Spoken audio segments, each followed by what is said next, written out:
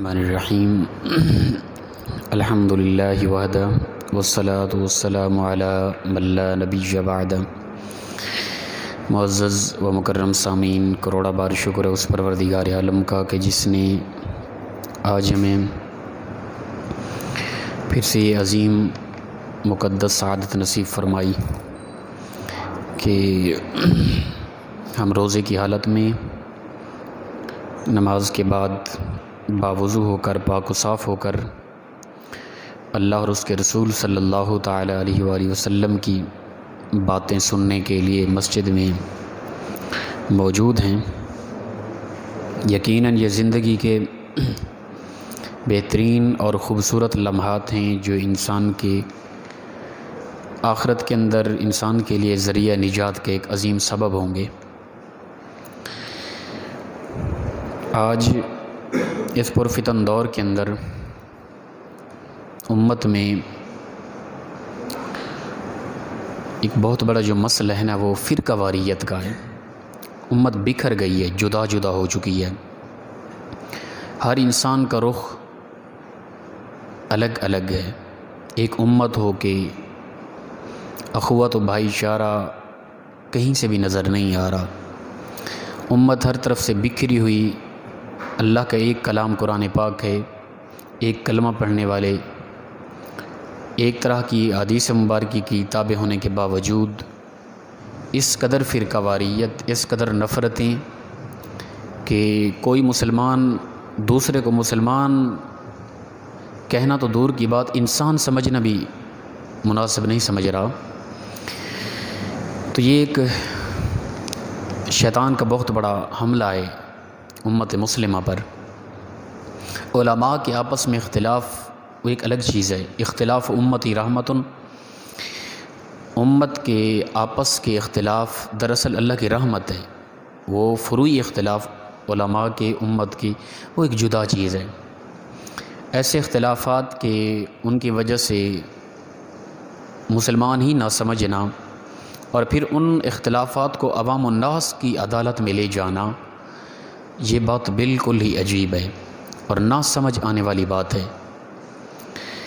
اللہ تعالیٰ نے پچھلی امتوں کا تذکرہ فرماتے ہوئے فرمایا وقالت الیہود لیست النصارى، فرمایا کہ یہودیوں نے کہا کہ نصارہ کچھ بھی نہیں ہے، یعنی نصارہ کو انہوں نے غلط کہا، ہر لحاظ سے نصارہ غلط ہیں۔ وقالت النصارى لیست الیہود علی شیء، اور فرمایا کہ جو نصارہ ہیں وہ کہتے ہیں یہودی کچھ بھی نہیں ہے، وہ یہودیوں پہ الزام ٹھہراتے ہیں اور انہیں کچھ بھی نہیں سمجھتے۔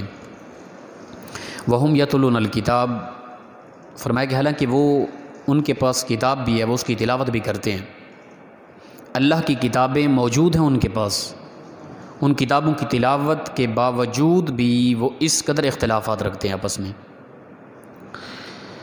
فرمایا کذالک قال الذین لا یعلمون مثل قولہم، اور پھر اسی طرح کیا ان لوگوں نے اور اسی طرح کہا ان لوگوں نے لا یعلمون جو نہیں جانتے، مثل قولہم ان لوگوں کی مثل، جو پڑھے لکھے لوگ، جو یہود نصارہ کے علماء کا آپس میں اختلاف تھا، اس اختلافات کو انہوں نے عوام الناس کی عدالت میں رکھ دیا۔ پھر عوام الناس نے بھی جو ان پڑھ لوگ تھے، جاہل قسم کے لوگ ہوتے تھے، جنہیں علم نہ ہوتا تھا، وہ بھی علماء کی طرح آپس میں بحث مباحث کرنا شروع کر دیتے تھے۔ یہ انداز اور طریقہ تھا پچھلی قوموں کے اندر۔ فرمایا کہ اللہ تعالیٰ ان کے درمیان قیامت کے دن جو آپس میں ان کے اختلافات ہیں ان کا فیصلہ اللہ ہی کرے گا، اور یہ ان کے ان کو ایز اے وعید بات کی جا رہی ہے ان کے متعلق کہ وہ کیسے کم عقل لوگ تھے کہ ان کے پڑھے لکھے لوگوں نے ایسے اختلافات کی آپس میں کہ وہ اپنے سوا کسی کو کچھ بھی نہیں سمجھتے تھے، اور دوسرا اپنے آپ کو اچھا سمجھتا تھا۔ اور پھر ان کے پڑھے لکھے علماء کے اختلافات کو دیکھ کر عوام الناس بھی اسی طرح اختلافات میں پڑ گئی، جس طرح پھر وہ ان کا پڑھا لکھا طبقہ کہتا تھا اسی طرح ان پڑھ طبقہ بھی کہتا تھا۔ یعنی جس طرح ان کا پڑھا لکھا طبقہ ممبروں پر بیٹھ کر عوام الناس کے اندر جو فرقہ واریت کی آگ جلاتا تھا، اور وہ جب آگ لگتی معاشرے کے اندر، پھر ان پڑھ قسم کے لوگ بھی اسی طرح کی بحث مباحث کے اندر آپس میں شروع ہو جاتے۔ یہ انداز تھا یہود و نصارہ کا۔ اور آج ہم اپنے ہاں اس امت کے اندر، امت مسلمہ کے اندر، اپنے اندر ہم غور کر کے دیکھیں ہمارے حالات زندگی کیسے ہیں۔ اللہ تعالیٰ فرماتے ہیں وَاعْتَصِمُوا بِحَبْلِ اللَّهِ جَمِيعًا، تم اللہ کی رسی کو مضبوطی سے پکڑ لو، وَلَا تَفَرَّقُوا، فرقہ واریت میں نہ پڑو، آپس میں جدا جدا نہ ہو جاؤ، اختلافات ہو جاتے ہیں، لوگوں کی طبیعتیں مزاج مختلف ہوتے ہیں، مزاج کے مطابق اگر فروعات پہ کچھ لوگ مختلف طریقے سے عمل کر رہے ہیں تو ان سے کیوں اختلاف کریں؟ تو پروردگار نے ہمیں یہ قرآن پاک کتاب دی ہے، رسول اللہ صلی اللہ علیہ وسلم کی حدیث مبارکہ ہے، اور دین اسلام واضح ہے، اس کے اندر کوئی اختلاف نہیں ہے۔ دین اسلام تو محبت کا درس دیتا ہے، دین اسلام اتحاد و اتفاق کا درس دیتا ہے، ایک امت ہو کے رہنے کا درس دیتا ہے۔ اور آج دیکھیں اگر ہم جس طرح کے مزاج بن چکا ہے، فلاں کافر فلاں کافر فلاں کافر، بعض میں مسلمان، اس لحاظ سے دیکھیں تو امت کتنا بچتی ہے، ایک چھوٹا سا طبقہ باقی بچتا ہے امت کا۔ اگر اس لحاظ سے دیکھا جائے کوئی کسی کو مسلمان سمجھنے پر نہیں آ رہا کہ کوئی کسی کو بھی مسلمان نہیں، محض میری ذات یا میں جو کہہ رہا ہوں جو میرے ساتھ منسلک ہیں یا میں جن کے ساتھ خاص منسلک ہوں، بس اس کے علاوہ کوئی مسلمان ہے ہی نہیں۔ تو یہ یہود و نصارہ کا ایک طریقہ تھا۔ پروردگار نے فرمایا کہ ان کے پڑھے لکھے لوگوں کے اندر جب اس طرح کی حرکات شروع ہوئی کہ انہوں نے آپس میں اختلافات شروع کیے، عوام الناس کے سامنے اختلاف رکھے وہ، اور پھر عوام الناس انہی اختلافات کو لے کر آگے نکلی، عوام الناس میں آپس میں اختلافات پیدا ہو گئے، اور پھر وہ عوام الناس کے جو لوگ تھے وہ پھر قال الذین لا یعلمون مثل قولہم، علم نہ ہونے کے باوجود پھر ان پڑھے لکھے علم والے لوگوں کے اختلافات کی طرح اختلافات شروع کر دیا ان لوگوں نے۔ آج ہم دیکھیں ہماری عوام الناس میں کس قدر فرقہ واریت ہے، چھوٹی چھوٹی باتوں پہ ایسے لوگ بات شروع کر دیتے ہیں کہ جن کو میں تو کہتا ہوں شرعی طور پہ استنجے کرنے کا طریقہ بھی نہ آتا ہو، وہ بات شروع کر دیتے ہیں، اور کوشش ہوگی کہ ہمارا ان کے ساتھ مناظرہ ہو، اور زیادہ تر یہ کم علمی اور جہالت کی وجہ سے ہوتا ہے، سنجیدگی نہیں ہوگی، بدتمیزانہ انداز ہوگا، گالی گلوچ ہوگی، اور اس چیز کو وہ اپنے آپ کو عاشق رسول اور دین کا پاسدار محسوس کر رہے ہوتے ہیں، ٹھیک ہے نا؟ تو یہ ایک عجیب فکر ہے، عجیب سوچ ہے۔ کم کریں آواز، کیا مسئلہ ہے؟ یہ امت کے اندر ایک عجیب سوچ ہے، آواز ویسے کم کر دیں، آواز زیادہ کھلی ہے۔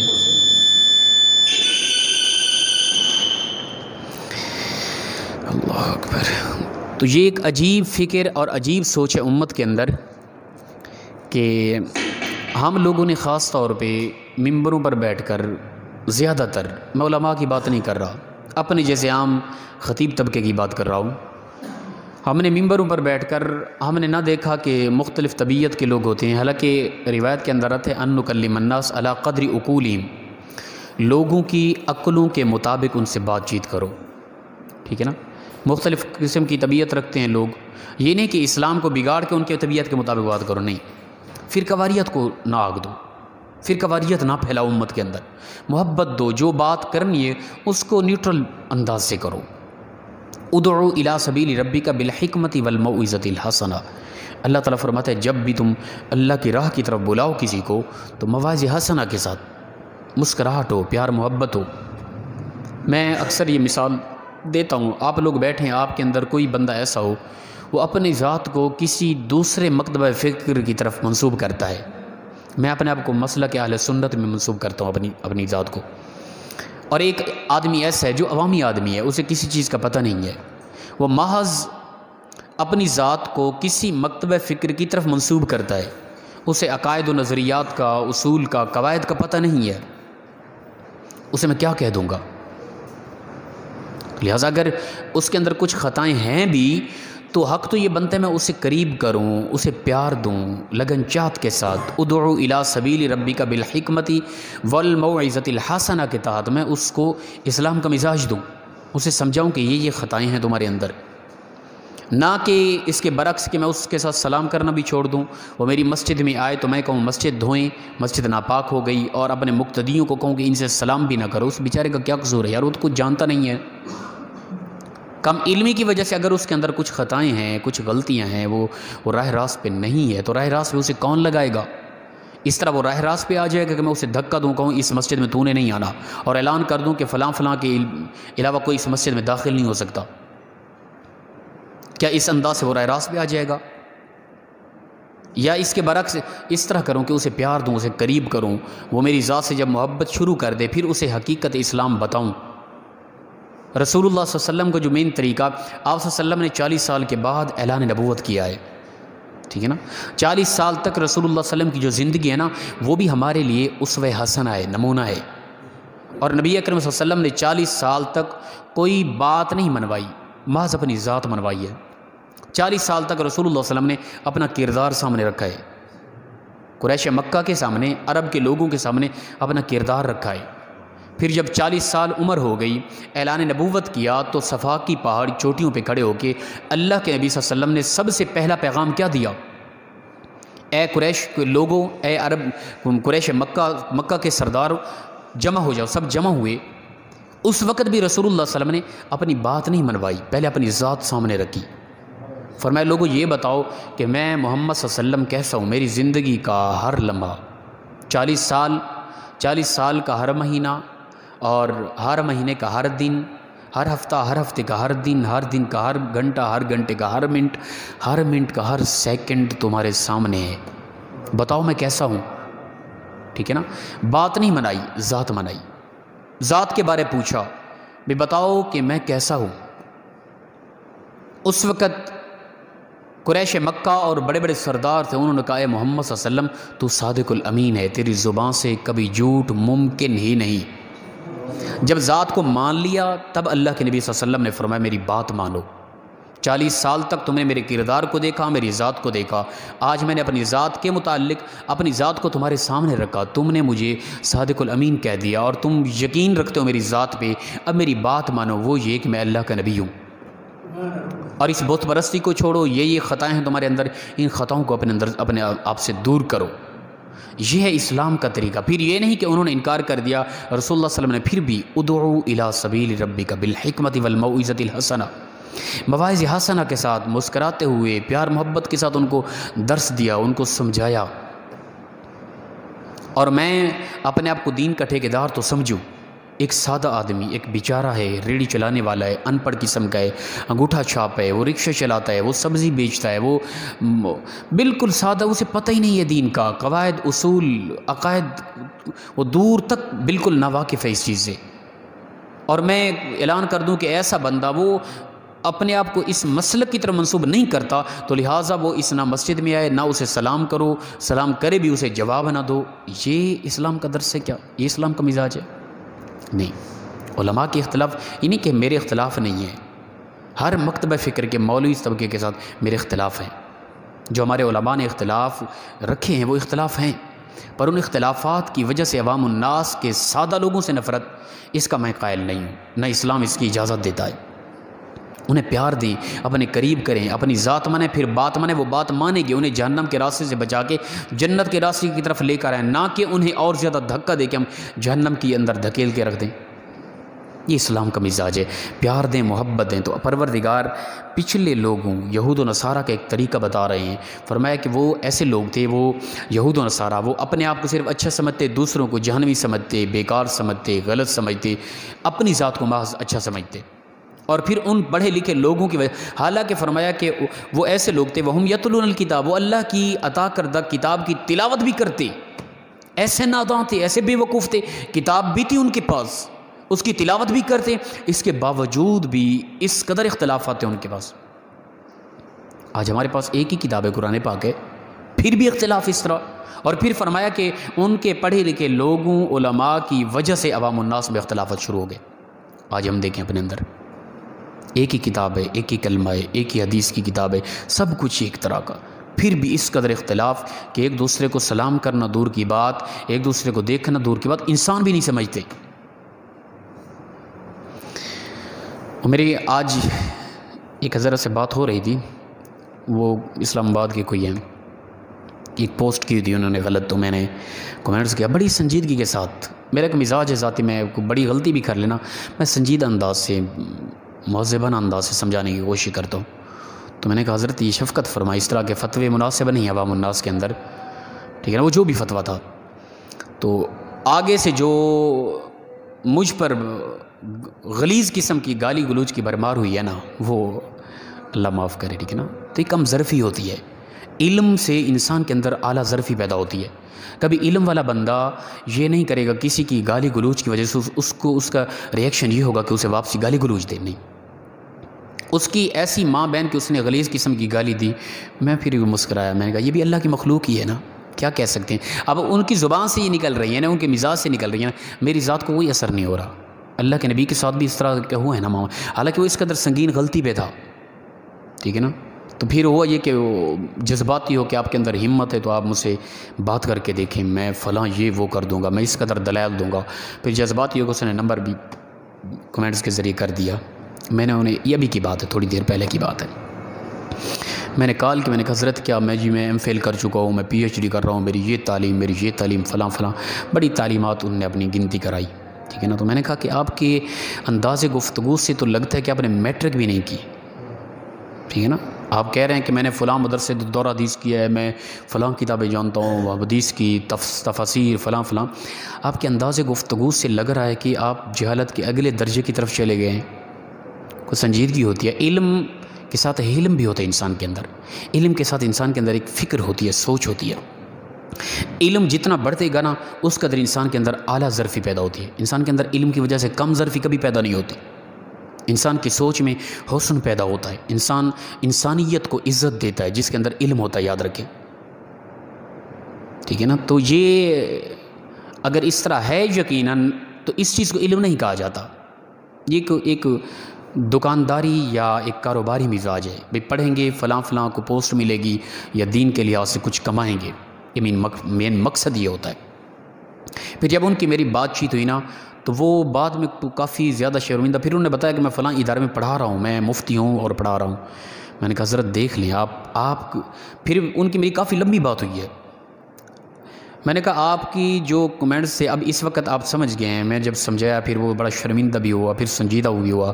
میں نے کہا آپ میری بات ذہن نشی کر لیں، علم اس چیز کا نام نہیں ہے کہ آپ کے پاس سندیں ہیں، آپ کہیں کہ میرے پاس اتنا علم ہے، میں فلاں ادارے میں پڑھا، فلاں ادارے میں پڑھا، فلاں ادارے میں.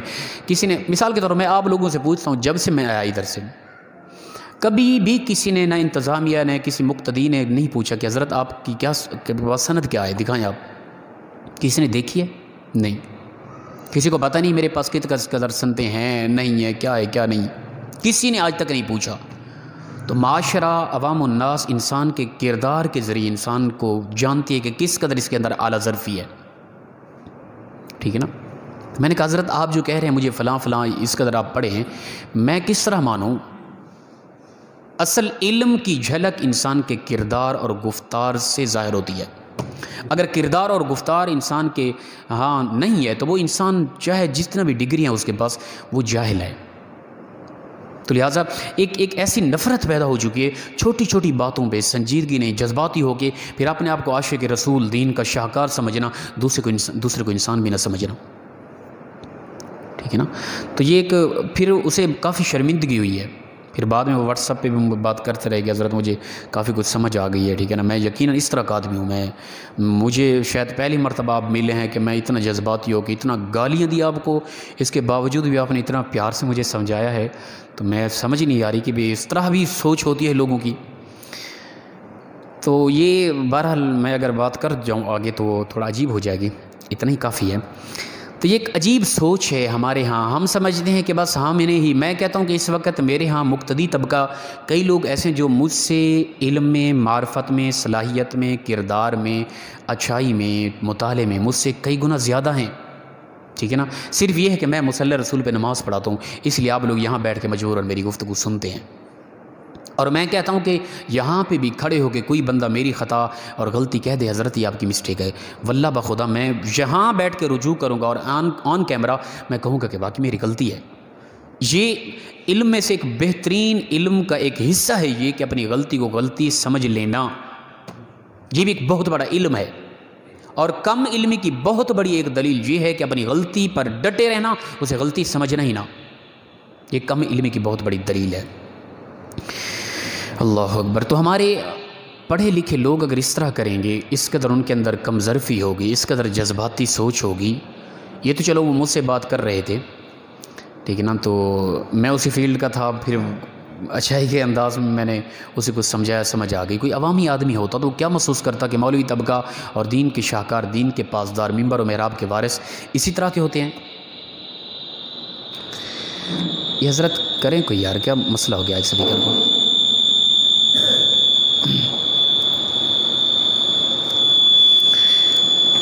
یا تو اسے بند ہی کر دیں، نہیں سیٹ ہو رہا تھا۔ اللہ اکبر۔ تو یہ سوچ جو ہے نا، دراصل یہ شیطان کی دی ہوئی سوچ ہے، فکر ہے۔ علم والا بندہ جذباتی نہیں ہوتا، یاد رکھیں۔ علم والا جو بندہ ہوتا ہے اس کے اندر حوصلہ ہوتا ہے، اس کے اندر ایک فکر ہوتی ہے، اس کے اندر ایک قوت برداشت ہوتی ہے، ٹھیک ہے نا۔ وہ کہتے ہیں نا کہ جو جتنا جانتا ہے وہ اتنا مانتا ہے۔ مانے گا وہ نہیں جو جانتا نہیں ہوگا۔ کوئی کہے نا میرے پاس اتنا ڈگریاں ہیں فلاں فلاں اور مان نہیں رہا، تو سمجھ لے کہ بیچارہ جانتا ہی نہیں ہے، وہ نہ جاننے کی وجہ سے مان ہی نہیں رہا۔ تو جو مان رہا ہے سمجھ لیں اس کے پاس محض ڈگریاں نہیں، علم بھی ہے، وہ کچھ جانتا ہے اس لیے مانتا ہے۔ تو جو جتنا جانتا ہے اتنا مانتا ہے، اور پھر جو جتنا جانتا ہے اتنا وہ پہچانتا ہے۔ ہر کسی کو پہچان بھی نہیں ہوتی، ٹھیک ہے نا۔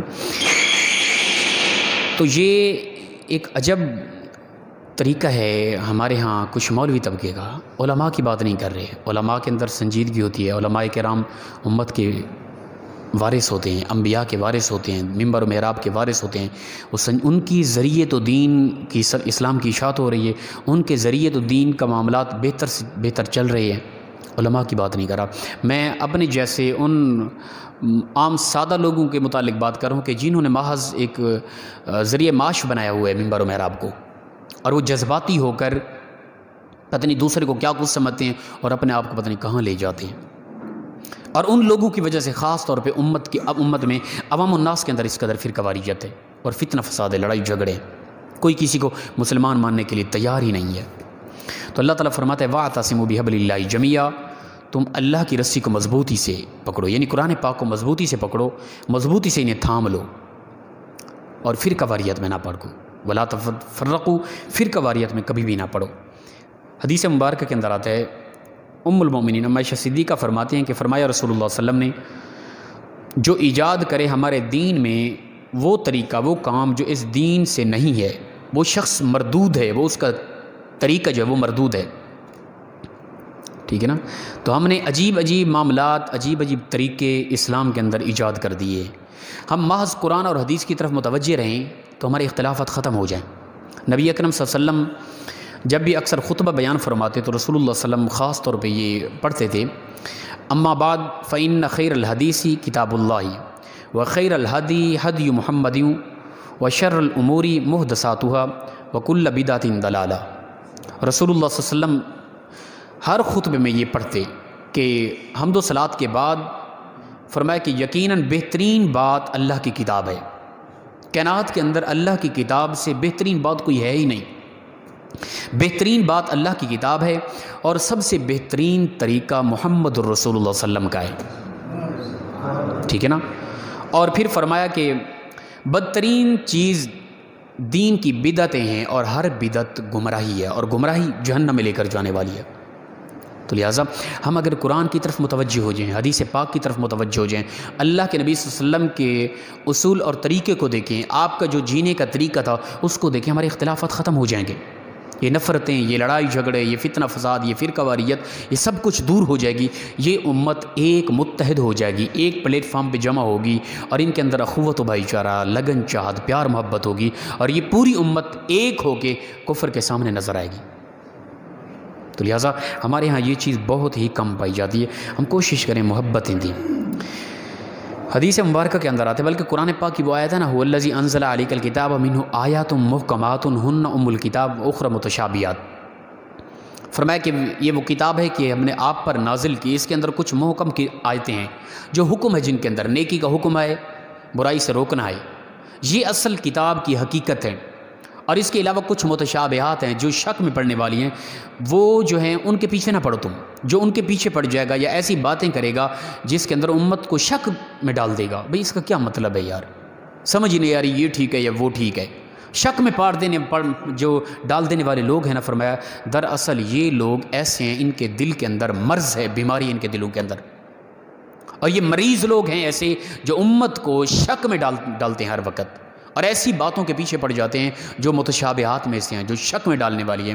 بھئی امر بالمعروف نہی عن المنکر کریں، نماز کی فضیلت بتائیں بنیادی طور پہ۔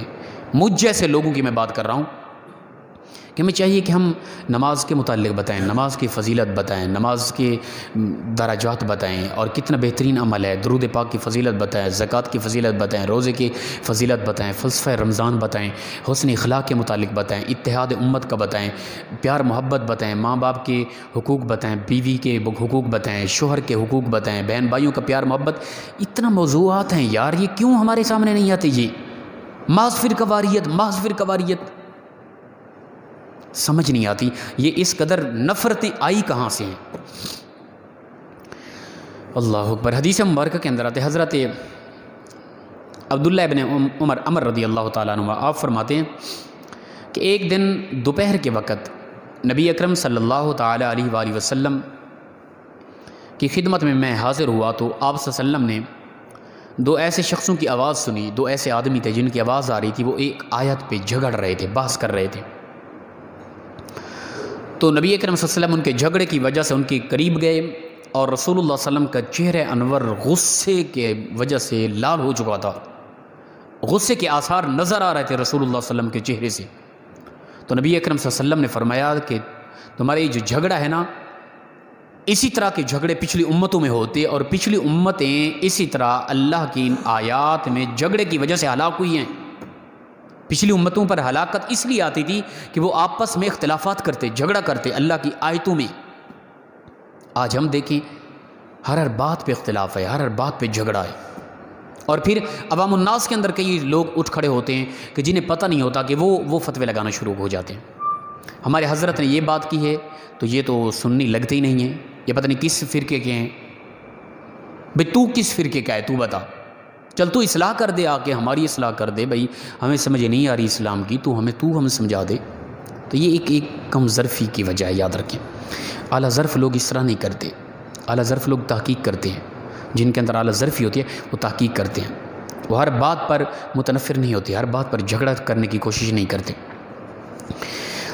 اللہ اکبر۔ حدیث مبارکہ کے اندر آتا ہے، حضرت ابن مسعود رضی اللہ تعالیٰ عنہ سے روایت ہے، فرماتے ہیں کہ فرمایا رسول اللہ صلی اللہ علیہ وسلم نے کہ اللہ نے مجھ سے پہلے ایسے کوئی نبی نہ بھیجا جس کی امت میں سے کچھ لوگ ان کے خاص صحابہ ہوں، ٹھیک ہے نا، جس طرح کہ فرمایا میرے صحابہ ہیں، اس طرح یعنی کوئی ایسا نبی، ہر نبی کے صحابی تھے، ٹھیک ہے نا۔ پھر ہوا یہ کہ فرمایا کہ وہ جو صحابہ تھے جو اپنے نبی کی سنتوں کو لے لیتے، ان کی پیروی کر لیتے تو وہ کامیاب ہو جاتے، ٹھیک ہے نا، اور جو ان کے برعکس ہو جاتے، ان کے خلاف نبی کی سنت پیروی کے مطابق نہ چلتے، وہ لوگ گمراہ ہوتے، پھر ان کی پیروی کرنے والے جو لوگ ہوتے وہ بھی غلط ہوتے۔ فرمایا اس طرح اگر مفہوم حدیث اس طرح اگر تم دیکھ لو تو ایسے لوگوں سے تم اگر ان کے ساتھ ہاتھ کے ذریعے جہاد کر سکتے ہو تو جہاد کرو، ہاتھ کے ذریعے نہیں زبان کے ذریعے کر سکتے ہو تو زبان سے جہاد کرو، نہیں تو کم از کم دل کے ذریعے ان کے ساتھ جہاد کرو۔ اگر اس طرح نہیں ہے تو پھر سمجھ لو کہ تمہارے دل میں ایک رائی کے برابر بھی ایمان نہیں رہا، ٹھیک ہے نا۔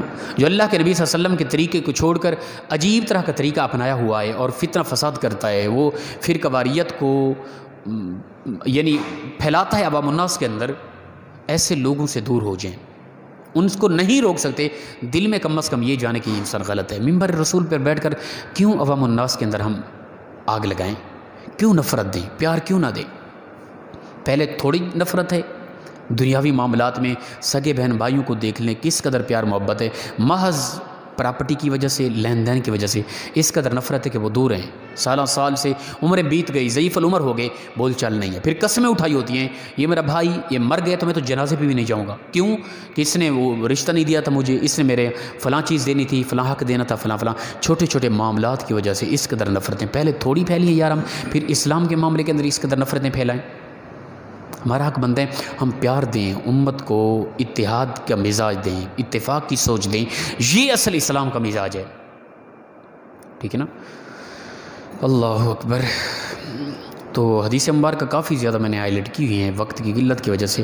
حدیث پاک کے اندر آتے حضرت ابو ہریرہ سے روایت ہے، مسلم کی روایت ہے، رسول اللہ صلی اللہ علیہ وسلم نے فرمایا کہ جو ہدایت کی طرف بلائے اس کو تمام عاملین کی طرح ثواب ملے گا. یعنی جو انسان کسی کو ہدایت کی طرف بلائے، نیکی کی طرف بلائے، تو نیکی کی طرف آنے والے لوگ جتنا بھی عمل کریں گے اس کو بلانے کا الگ ثواب ملے گا. پھر جو اس طرف آئیں گے، جتنا بھی لوگ آئیں گے اور وہ عمل کریں گے، ان سب کے برابر کا بھی اس کو اجر و ثواب ملے گا اور ان کے اجر میں بھی کمی نہیں ہوگی.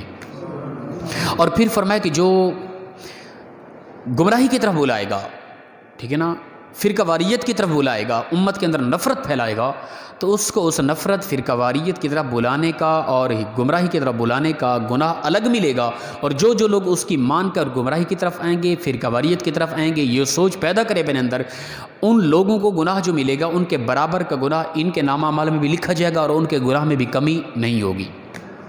اب ہم دیکھ لیں کہ ہمارے ہاں میری طرح کے کتنے لوگ ہیں ممبروں پر بیٹھ کر جو امت کے اندر فرقہ واریت کی آگ بھڑکا رہے ہیں اور امت کے اندر محض نفرت دے رہے ہیں.